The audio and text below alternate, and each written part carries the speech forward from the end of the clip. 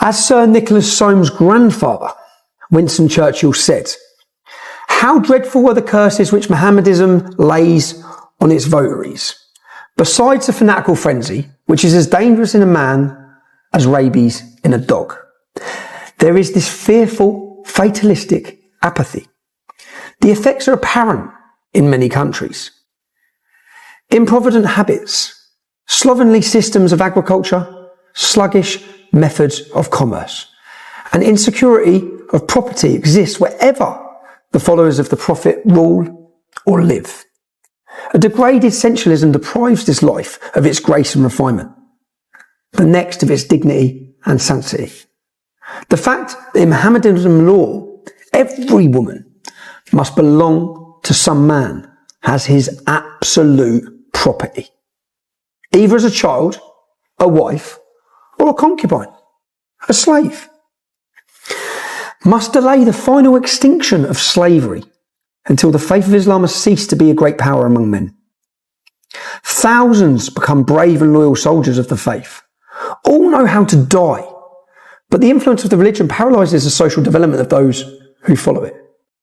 No stronger retrograde force exists in this world. Far from being moribund, Mohammedanism is a militant and proselytizing faith. It has already spread throughout Central Africa, raising fearless warriors at every step. And were it not that Christianity is sheltered in the strong arms of science, the science against which it has vainly struggled, the civilization of modern Europe might fall, as fell the civilization of ancient Rome. Let's just repeat that last verse from Winston Churchill. The civilization of modern Europe might fall, as fell the civilization of ancient Rome. Now, he'd made these comments before there were 5 million followers of Islam in Britain. Tommy Robinson's decision to present what he calls Churchill's prophetic warning about Islam is less about the historical accuracy of Churchill's writings and more about the political messaging behind invoking such a figure. Churchill is one of the most symbolically powerful names in British history, associated with national resilience, wartime leadership, and cultural identity. By framing Churchill's comments as a warning, Robinson attempts to borrow that authority to legitimize his own narrative and amplify a contemporary political argument. This rhetorical move is designed to transform a highly contested and outdated historical passage into a modern-day alarm bell. The strategy also taps into a broader pattern in Robinson's communication style, using emotionally charged references, historical symbols, and provocative framing to energize supporters and dominate the conversation. By selecting a controversial excerpt and presenting it as foresight rather than as a product of its time, Robinson shifts the focus from historical context to present-day cultural anxieties. This is intentional. It reframes current social and demographic dynamics as part of a long-standing civilizational struggle, heightening the sense of urgency. However, this approach inevitably generates backlash. Critics argue that such selective readings oversimplify complex historical realities and fuel division by stripping context from older texts. Supporters, meanwhile, see it as a courageous confrontation with issues they believe mainstream institutions avoid. The result is a polarizing moment where Churchill's legacy becomes a political weapon, and the conversation moves from history into the realm of ideological conflict. In the end, Robinson's use of the Churchill quote functions less as an academic reference and more as a deliberate rhetorical device, one that seeks to reframe national identity debates through the lens of historical authority, cultural fear, and political confrontation. Exclusive footage from GB News. It captures large numbers of migrants, you won't believe this actually, walking through towns with their life jackets, seemingly unchallenged by authorities. Well, local residents have reported feeling terrorised by the increasing levels of migrant criminality and indeed violence. Joining us now in the studio is GB News Home Security Editor Mark White. Mark, these are some of the most staggering scenes I think I've seen.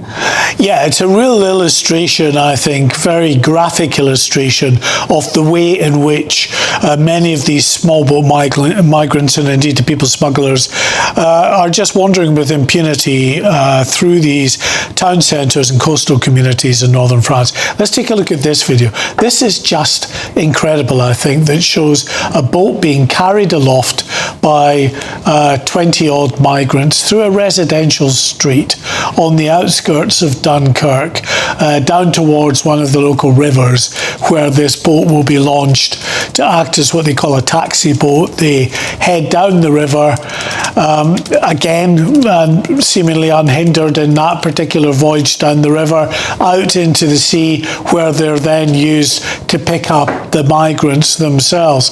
And then the other images that we saw a glimpse of just in the introduction there, these are the bus stops in and around Gravelines, which is an area which is one of the main launch points for small boats on the beach at Gravelines. They're taking bus journeys to and from the beaches, some wearing their life jackets, others carrying their life jackets. They're not exactly inconspicuous in terms of the ability to spot them, as you can see them just walking in broad daylight down these busy streets with vehicles passing, and despite, we're told, very significant extra policing resources now in these coastal communities, they're doing nothing to, at the very least, confiscate the life jackets that they will then use in their next attempt to cross the English Channel. And it's not just about the inability of the police to stop the migrants crossing in the first place. It's the migrants being there and the criminality and the disorder that they bring in these local communities. Let's take a look at this next sequence.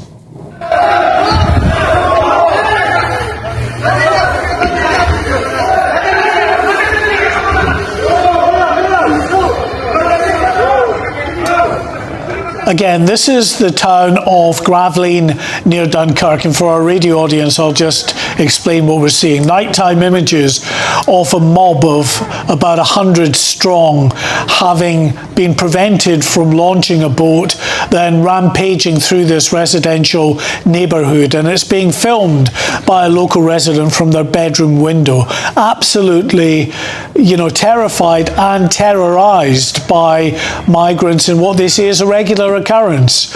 Migrants who just don't care for the local residents are chanting Allahu Akbar, and you can hear them that have been shouting there and then clashing with the police, throwing sticks and stones at the police officers as they try to make arrests from that mob. And let's say this is a regular occurrence, with a big increase as well in thefts and other criminality, violence and destruction of property. And then if we look at the issue around boat supplies, we can show you the next sequence, which is in Turkey. This is a boat assembly backstreet factory where these boats are assembled.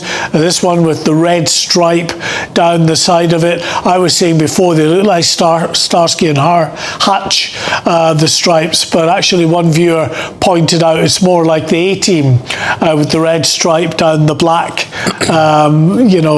vehicle there.